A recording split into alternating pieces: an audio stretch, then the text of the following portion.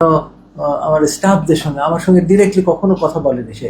আমাদের স্টাফদেরকে ভয় দেখায়, এই করে সেই করে, আমাকে নিউজ আসে আমাকে চাকরি থেকে উঠাই দেবে, বের করে দেবে, এখানে এই করতে দেবে না, এইসব ভয় দেখাতো এরকম। তো আমাকে কখনো ডিরেক্টলি বলে নাই। তো এর মাঝখানে কাজ দিতে হবে। আমার এখানে প্রায় 400 স্টাফ কাজ করে, যাদের আমি মানে বেশিরভাগই বলি ক্লিনার কিংবা আপনার ওই ওয়ার্ড বয় কিংবা আয়া সিকিউরিটি, এদের আমি থাকার ব্যবস্থা করে দিছি এবং 3 বেলা খাবারের ব্যবস্থা করছি, যাতে করে ওরা যে কয় টাকা বেতন পায় বেতনটা যাতে বাড়িতে পাঠাতে পারে, এই উদ্দেশ্য, যে যাতে করে ওরা হয়। এবং যেসব রুগী, আমার বেশিরভাগ রুগী গ্রাম থেকে আসে এবং তারা কিন্তু এত হতদরিদ্র হয় যে বাইরে থেকে যদি 3 বেলা খাবার কিনতে যায় অনেক টাকা খরচ হয়। আমার হয়তো 200 টাকা খরচ হয়, কিন্তু ওই খাবারটাই কিনতে গেলে মানে 1000 টাকা খরচ হবে। তা আমি চিন্তা করলাম যে 200 টাকা দিয়ে আমি এটা আলাদা করে কোনো বিল করি না, ওই বেড ভাড়ার ভিতরে অ্যাডজাস্ট করি। আমি আসলে খুব হিসাব করে এগুলো চলতে হয়। ফলে আমার জিনিসপত্র কেনা কাটা সবগুলো কিন্তু আমার এই বাজার থেকে ক্রয় কমিটির যারা আছে তারাই দেখে শুনে সবচেয়ে কম প্রাইসে ওখানে রুটি কিনে দেবো, আমি ডিম কিনে দেবো, আমি চাল কিনে দেবো। এটা আমি জানছি যখন, তো যে এই বাইরের একটা লোক উনি কি করে এরকম নেতা দেখায়, তুমি বলে যে যুবদল কর্মী, আমরা তো অত জানি না, কাউকে নিতে পারি না এই পাশের রোডে, এবং আরো বলে যে আমি কমিশনারে দাঁড়াবো, এই সেই হাবি যাবে। এবং এখানকার এলাকার যারা তারা আবার চিনে, তো তাদেরকেও আমি বলেছি যে দেখেন এই ছেলেটা তো এই করে, তাদের কথাও শোনে নেয় এরকম। তো আমি যখন জানতে পারি 66 টাকা চাল, 77 টাকা 1 কেজি চালে, আমি কত হিসাব করে এটা খরচ করি। ডিম 1000 ডিম 9500 টাকা, আমি নিজে যাই পরে ওই দোকান থেকে 8100 টাকা। আমাকে তো হিসাব করে চলতে হয়, প্রত্যেকটা জিনিস খুব হিসাব করে, নাহলে পরে চালানো সম্ভব না এরকম। রুটিটাও এরকম, প্রত্যেকটা কলাটাও এরকম, সব এখন তাকে এক্সরে ফিল্ম দিতে হবে, অমুক দিতে হবে, এইসব শুনে আমি সব বন্ধ করে দিচ্ছি। এখন বন্ধ করে দিলে তখন ওই স্টাফকে তুলে নিয়ে যাবে, ওই একে তুলে নিয়ে যাবে, এই সেই হাবি যাবে। এবং হঠাৎ করে একজনকে, ও আমার থেকে 5 লক্ষ টাকা নিছে, 5 টাকা দিতে হবে, এরকম মানে প্রেশারাইজ করতেছে। এখন ওই স্টাফ থেকে টাকা দেবে, তো তার মানে হাসপাতাল থেকে তাকে দিতে হবে, এইসব এইভাবে সে এটাকে মানে প্রতিষ্ঠা নিয়েছে। তো প্রথম দিকে অত করতো না, কিন্তু ভয় দেখাতো, বেশ ভয় পেত। আমাদের সিকিউরিটির লোকজনও কিন্তু ওকে ভয় পায়, অনেক বেশ মানে স্বাস্থ্যবান, লম্বা চড়া, আবার অনেকজন লোক নিয়ে আসে সাথে করে, আবার যুবদল কর্মী বলে, আবার কিছু বলাও যায় না। এমনকি এই যে আজকে যে ঘটনা ঘটাইছে, সকালবেলা ভোরবেলা আসছে, সে স্টাফের বাসায় চলে গেছে, হ্যাঁ আমাকে দিতে হবে, দিতে হবে, নাহলে এবার আমার ওই কাজগুলো বন্ধ করে দিয়েছে স্যার, ওই কাজগুলো আমাকে দিতে হবে, এই সেই এরকম। তাকে তো তুলে নিয়ে যাবে, সেই স্টাফটা ভয়ে একটা রুমে বন্ধ করেছিল। আমি পুলিশকে ফোন দেওয়া, একে ফোন দেওয়া, আমার বন্ধু ব্রিগেডিয়ার জেনারেলকে ফোন দিলাম, আমি এলাকার শেরেবাংলানগর যে আর্মির যে ক্যাম্প ছিল সেখানে জানাইছি, পুলিশে জিডি করছে, আগেই জিডি করা আছে ওর নামে। তারপরে ওই পুলিশই একমাত্র আসছে আমাদের কাছে, কিন্তু ওকে ভয় পায় নাকি ওর সঙ্গে যে ধরা কিংবা ওকে যে নিয়ে যাওয়া, এগুলো কিছুই করে না। তারা বেশ ভীত সন্ত্রস্ত। আমার কাছে মনে হয় they not actively participate in, যে সে একটা লুইসেন্স করতেছে, এই করতেছে, সেটা ধরতে যায় না, কি কারণ আমি জানি না। তারপরে আমি আর্মি ক্যাম্পে ওখানে যে ফোন দিলাম, ওই আর্মি ক্যাম্প অত অ্যাক্টিভ না এখন, আমি একদম মানে যা পাইছে আমি তাই বলতেছি আর কি, আপনারা বুঝবেন আর কি। তো আমার যে এক বন্ধু ছিল ব্রিগেডিয়ার জেনারেল, তাকে ফোন দিয়ে তারপরে আর্মিকে বলানো হলো। পরে একজনের সঙ্গে কথা হলো, উনি বললেন যে আমি তো এখন এইগুলো সব ক্লোজ ডাউন করা, আমি এলাকা না, ফার্ম গেট এলাকার, এই এলাকায় কে আছে দেখতেছে। অনেক পরে কেউ একজন আসছিলেন বোধহয়, এসে খবর নিয়েছেন। তো এইরকম অবস্থা। পুলিশ আপনাকে আগে কি বলেছে, খবর নিয়ে কিছু কোনো ফিডব্যাক দিয়েছিল কিনা? ফিডব্যাক ওই যে বলে যে হ্যাঁ আর কখনো যাবে না এখানে। আমার এক মানে রোগী ছিলেন, মানে অ্যাডিশনাল আইজি, ওনাকে তো সকালবেলায় আমি কয়েকবার ফোন দিয়ে তারপরে পুলিশকে বলায়, তারপরে আরেকজন বন্ধু আছে আমার আত্মীয় হয় ডিআইজি, তাকে দিয়ে ফোন করানো হয়েছিল। তো ওনারা বলে যে না, সিকিউরিটিতে কোনো সমস্যা করবে না, কারো স্টাফের সাথে। এখন স্টাফ মানে তো সিকিউরিটি, তাকে এখন জিম্মি করে তাকে এখান থেকে বের করে দিতে হবে। আমার এখানে 20 বছরের এক একটা স্টাফ তৈরি করতে অনেক লাগে, ওটিতে কাজ করে, খুবই ইম্পর্টেন্ট পার্সন, যে ওটি বিভিন্ন জিনিস বোঝে, করে, এগুলা অর্গানাইজ করা, এগুলা করতে আরেকটা নতুন স্টাফ তৈরি করা তো খুব কঠিন। আর এমনি এমনি কেন বিদায় দেবো একজনকে? কত মাস বা কত বছর ধরে আপনি এই ধরনের সমস্যা ভুগছেন? সেই ছেলেটা specific কোনো দাবি কি 5ই ছিল? আগস্টের পর থেকে সে শুরু করেছে, কিন্তু এইভাবে এত অ্যাগ্রেসিভ এত ছিল না। এই ইদানিং কালে সে প্রায় গত 1 মাস ধরে প্রায় বিএনপি সরকার সাংঘাতিক- ক্ষমতা আসার পর থেকে তা ক্ষমতা তখন আসেনি, তত্ত্বাবধায়কের সময় আর কি না, বিগত প্রেশারটা এক কবে মাস। ছিল? হ্যাঁ, তত্ত্বাবধায়কের সময় থেকে 5ই আগস্ট থেকে তখনই সে মানে তারা তো একদম পাওয়ারে এসে গেছে এরকমই তো ভাবছিল। না স্যার, আমরা অ্যাগ্রেসিভটা কখন হচ্ছে? অ্যাগ্রেসিভনেসটা কখন আসছে? অ্যাগ্রেসিভ তো গত মাসখানেক এরকম খুব অ্যাগ্রেসিভ, সে নতুন সরকার আসবে। একদম সাংঘাতিক অ্যাগ্রেসিভ। যে কমিশনের ও দ্বারা কি দেওয়া- বোঝাতে চাইতো বা কি চাইতো আপনার কাছ থেকে? মূল দাবিটা এই যে কাজগুলি আমি দেব, এই যে চাল চাল মইন নাম, এই মঈন আহমদ। মঈনুদ্দিন নাম, সে যুবদলের কি যেন পোস্টের কথা বলে, আসলে ওরকম পোস্ট আছে কিনা আমি জানি না। তো এখন বলে আমরা যে এখানকার যাদের চিনি যুবদলে তাদেরকে বলছে, তারা তো বলে যে হ্যাঁ ও তো আছে, কিন্তু ও তো কথা শোনে না, আসলেই কথা শোনে না। আমি স্থানীয়রা ভাই- বলছেন যে সে হ্যাঁ, কথা শোনে না। খারাপ এরকম মন্তব্য করেছেন, অনেকে এরকম মন্তব্য করেছেন। তো আপনার পক্ষ থেকে আপনি বলা হচ্ছে বা বলেছিলেন যে আপনি ঊর্ধ্বতন বিএনপির যারা নেতৃবৃন্দ রয়েছেন তাদের কাছেও আপনি প্রতিকার চেয়েছেন বা অভিযোগ তবে এই জানিয়েছেন, যে তারপরেও কোনো সুরাহা হয়নি। না, ওই যে কার কাছে আমি জানিয়েছেন? ওনাকে ওই যে স্বপন ভাইকে আমার পরিচিত ছিল, আর তো ওরকম একদম বড় লেভেলে আমি ভাবছি যে এটা তো চাল ডাল কিনে দেবে, এটা তো ছোট ব্যাপার। সে যে এইভাবে আমাকে জিম্মি করে করবে এরকম আমি বুঝতে পারিনি, যে আমাকে বড় লেভেলে যেতে হবে। আমি যেতে পারি তো, সব জায়গায় গেলেই তো সবাই অ্যাকসেপ্ট করে। রুহুল কবির রিজভী, উনি আমাদের গুরুগি, তারপরে আরো আছে জাহিদ ভাই, আমার প্রতিমন্ত্রী। খুবই মানে স্নেহ, আমাকে খুব স্নেহ করেন জাহিদ ভাই, যিনি সেন্ট্রাল কমিটির যে আছেন, ওনারা আমাকে খুব স্নেহ করেন। পাভেল ভাই আছেন, ওনার তো মিডিয়া সেলের মধ্যে একজন উনি প্রফেসর আলমগীর পাভেল, বগুড়াতে ছিলেন, উনি আছেন। এনারা তো আমার খুব ক্লোজ। তো ওনাদের পর্যন্ত এগুলি তুলতে আমার কাছে লজ্জাও লাগছে যে ওনাদের কাছে সব কমপ্লেন নিয়ে যাব, কিন্তু যখন এরকম হচ্ছে তখন কার কাছে যাবো? অনেকে না তখন আচ্ছা আমি বলে দেব, এরকম করে দেব, অনেক ছিল। হ্যাঁ, আমি কথা শুনে না তো। আমি কতজনকে বলছি, দেখেন এই ওসি সাহেবকে তো বলছি, আর একজন এসপি সাহেবকে বলছি, আর ডিআইজি সাহেবকে বলছি, এর আগে আমি অ্যাডিশনাল আইজি সাহেবকে বলছি। দেখেন এত লেভেলে বলছে, তারপর পুলিশ যে তাকে একটু ধরবে কিংবা বলছে হয়তো, কিন্তু তো কথা শুনে না। তো সবশেষ হ্যাঁ। কি হলো স্যার? আজকে দেখলাম যে আজকের ঘটনাটা স্যার একটু বলবেন। আজকে ভোরবেলায় সে কটার দিকে, 6টা না 7টার দিকে আসছে হাসপাতালে, এসে ওই ছেলেটাকে খুঁজতেছে। ও মনে করতেছে যে এই ছেলেটা আমার সঙ্গে ওটিতে প্রায় প্রতিদিনই 5, 6, 7, 8 ঘন্টা ওটিতে থাকা লাগে, এই ছেলেটাই আমার কাজটা বন্ধ করে দিচ্ছে, তার রাগ এই জায়গায়। সেই জন্য এই ছেলেটাকে এখান থেকে হাসপাতাল থেকে বের করে দিতে হবে, ওর কাছে আমি 5 লক্ষ টাকা পাই, এরকম আমাকে টাকা দিতে হবে, এই সে বলে তার বাসায় গেছে। বাসায় যায়, তারপর ছেলেটা তো ভয় পেয়ে গেছে। বাসা তো আসলে ওরকম প্রোটেকশন থাকে না ওদের, তো ঢুকে ওর ওয়াইফের সাথে ওই ড্রয়িং রুমে বসে আছে। ওই ছেলেটা শেষের ভিতরে এখন অস্ত্র শস্ত্র থাকে কিনা সেটাও তো বলা মুশকিল।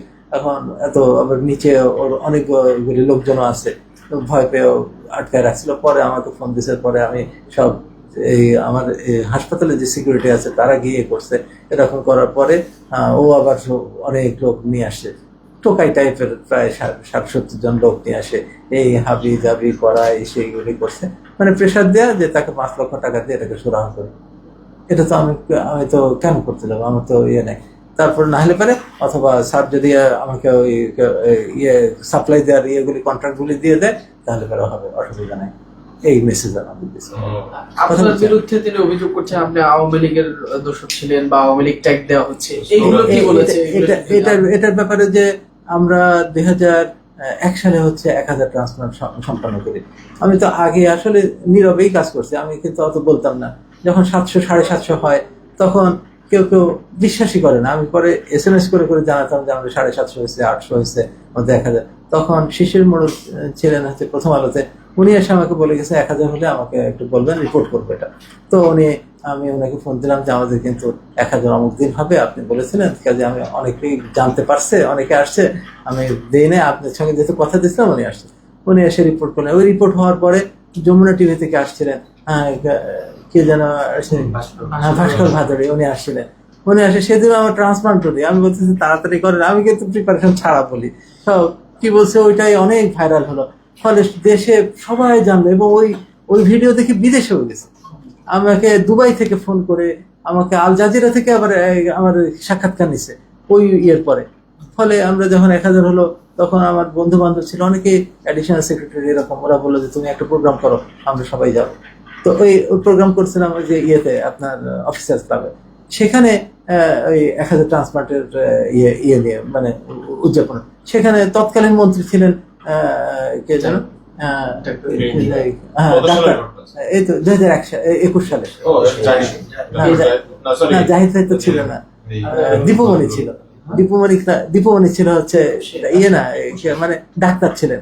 তো উনি আসছিলেন যেহেতু ইয়ে হিসেবে, উনি আবার আমাদের ঢাকা মেডিকেলের ইয়ে ছিলেন, ছিলেন। তো উনি আসছিলেন, ফলে ওনার সাথে ছবি তুলছে সবাই। হলে কি হয়, আজকে আমাদের 2000 ট্রান্সপ্লান্ট হয়েছে, কিন্তু এই তত্ত্বাবধায়কের সময় আমি তত্ত্বাবধায়কের সময় করতে পারিনি ওইরকম ভাবে। যে আমার কাছে যে রাজনৈতিক গভর্নমেন্ট আসলে তারা এখন যদি আমাদের এই 2500 হবে কিংবা 3000 হবে, এখন প্রোগ্রাম করলে তো ওই বর্তমান মন্ত্রী তো আসবে।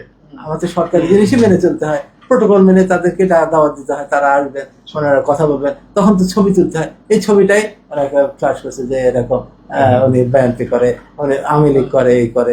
আমি তো সরকারি যখন কাজ করতে হয় কিংবা প্রাইভেট একটা প্রতিষ্ঠান চালাতে হয়, মনে রাখবেন যে প্রতিষ্ঠান কখনো কোনো ইয়ে হয় না। আমি সারা বাংলাদেশের রোগীকে ইয়ে করি, কোনো আমাকে এখানে হিন্দু মুসলমান কিংবা বিএনপি কিংবা বিএনপি এগুলি আমি দেখি না। I did not see even আমার এখানে যে একজন বলতে পারবে না কোনো ডিসক্রিমিনেশন হয়, ইচ অ্যান্ড এভরি পার্সনকে আমাকে সমানভাবে দেখি।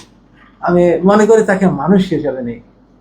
আমার একটা প্রিন্সিপাল আছে যে আল্লাহ পাক যদি সেই মানুষটা যতই খারাপ হোক, যদি খাওয়াচ্ছেন, আমি কেন তাকে করবো না? তাকে খাওয়াচ্ছেন, পড়াচ্ছেন, সবকিছু করতেছেন, আল্লাহ পাক তাকে ডিসক্রিমিনেট করতেছেন না, তাহলে why should I do it? আমার এটা দায়িত্ব না। এটা আইন শৃঙ্খলা বাহিনী আছে কিংবা যারা মানে ইয়ে আছেন তারা এটা করবেন।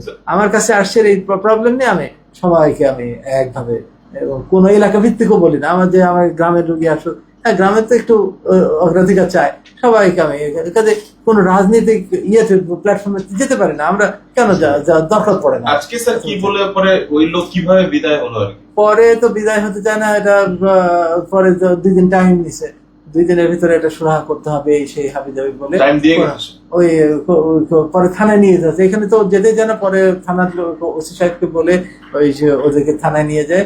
ওই বলে আসছে যে আমি তো যাইনি, ওই আমার অ্যাডমিনিস্ট্রেটিভ অফিসার গেছিলেন, ওই যে আমাদের 2 দিন টাইম দেন, 2 দিনের ভিতরে এটা সুরাহা হবে। কে কাকে থানায় নিয়ে গেছে? ওই এই সব লোকজনকে সাথে স্যার, আমি একটা বিষয় জানতে চাই, সেটা হচ্ছে 5 লাখ টাকার যে দাবি করতেছে সে, এটি কি আদৌ সত্য কিনা? না, এটা যে একদম মিথ্যা অভিযোগ।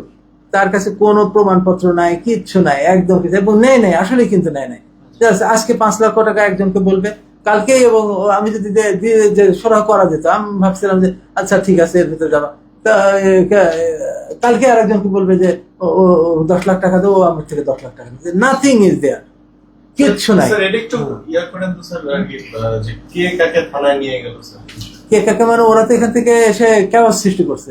আমি তখন পুলিশে দেখলাম, পুলিশের লোকজন এসেও কিন্তু ওদের কিছু বলে না, যে এখানে যে একটা প্রতিষ্ঠান চলতেছে কিছু বলে না। পরে ওসি সাহেবকে ফোন দিলাম যে আপনি এটা থানায় নিয়ে একটা সুরাহা করে দেন, আমার হাসপাতালে রুগীরা চিকিৎসা ব্যাহত হচ্ছে। আমি তখন ওসি সাহেবকে বলেছিলাম যে এটা আপনি যে সিদ্ধান্ত একজনের কিন্তু মানতে তো হবে, না হলে একটা কোর্টে যান, কোর্টে যায় এটা সুরাহা করে দেন, একটা মানতে তো হবে, কারো কথা না মানলে কেমন হবে। তখন ওসি সাহেব বোধহয় বলেছিলেন, তখন উভয় পক্ষকে নিয়ে গেছিলেন। হ্যাঁ, এরকম স্যার সবশেষ সমাধান কি হলো আর কি? সবশেষ সমাধান তো মনে হচ্ছে আপনাদেরটাই সমাধান হলো। আমি নেতৃবৃন্দ এসছে, আমরা আপনাকে কি আশ্বস্ত করে গেলেন, যেহেতু এই এলাকার যুবদলের কেউই তাকে থামাইতে পারেনি, কিংবা তিনি এই এলাকার যুবদলের নাম ভাঙাচ্ছেন অনেকদিন ধরে, তার মানে এই এলাকার যুবদলের নেতা কর্মীরা তো তার সাথে আছে। সেক্ষেত্রে ওনারা এই পরিস্থিতি কি পদক্ষেপ নিচ্ছেন ওই নেতা কর্মীদের বিরুদ্ধে, আর কি আশ্বস্ত? আমি যখন দুপুরে এইসব সবাইকে ফোন দিচ্ছি, তো তখন ওই কিভাবে জানছেন উনি আমার খুব ভক্তই বলতে হবে আমি জানি না, যে উনি কালের কণ্ঠ থেকে আমাকে ফোন দিয়েছিলেন। তো নামাজের আগে আমি ধরতে পারিনি, নামাজ পড়ে এসে ভাবছি যে ফোন করব, ইতিমধ্যে উনি আবার ফোন করেছেন। তখন আমি বললাম যে এরকম সমস্যা, আপনাকে ওনাকে আগে একদিন জানিয়েছিলাম যে এরকম সমস্যা। আমি ভাবছিলাম যে বোধহয় ও সবাইকে বলছে যেহেতু ও বোধহয় সেটেল ডাউন করবে, না সেটেল ডাউন না করে আজকে যেহেতু এই করছে, তখন ওনাকে বললাম যে না, আজকে কিন্তু খুব সিরিয়াস, অনেক কিছু করছে, আমাকে তো প্রেশারাইজ করে 5 লক্ষ টাকা দাবি করতেছে, আমাকে এই কাজ দিতে হবে, ওই দিতে হবে, এগুলো দাবি, এগুলো তো আমি দিতে পারবো না, এদের দিতে গেলে আমি হাসপাতাল চালাতে পারবো না। তো তখন উনি আমি বলে যে আমি দুপুরে আসতেছি। আমি বললাম যে আপনি আসেন। তখন উনি আসছেন, উনি বাংলাদেশ প্রতিদিনেরও একজন ছিলেন, দুইজনের কাছে আমি এই কথাটা বললাম। ওটা যখন মিডিয়াতে আসলো, তখন দেখে আমার কাছে মনে হয় আল্লাহ পাক ওনাকে পাঠায় দিছে, এটা হচ্ছে সমাধান হয়ে গেল। তখন দেখে সবাই ফোন করতেছে, আমি তো চিনি না আসলে। যুবদলের যে সেন্ট্রাল এমপি সাহেব আসছিলেন এই 1টার দিকে, নয়ন, হ্যাঁ ভোলার এমপি উনি। তারপরে যুবদলের সেন্ট্রাল প্রেসিডেন্ট উনিও আসছিলেন, হ্যাঁ সেক্রেটারি উনিও আসছিলেন, এবং আমাকে আশ্বস্ত করে দিয়েছেন। না, ওনারা বললেন যে তো আমাদের কর্মী নাই, সে এরকম বললেন আর কি, যে এবং ওনারা সাথে সাথে র্যাবের ঊর্ধ্বতন কর্মকর্তাকে ফোন দিলেন এবং আমার সঙ্গে কথা বললেন যে আগামী 1-2 ঘন্টার ভিতরে ওকে ধরা হবে, এরকম আমাকে আশ্বস্ত করে দিয়ে গেছেন। এবং যুবদল যারা বিএনপি যারা আছে, আমি খুবই কৃতজ্ঞ, আপনাদের প্রতি কৃতজ্ঞতা। আমি এই কৃতজ্ঞতা মানে কিভাবে করতে আমি জানি না।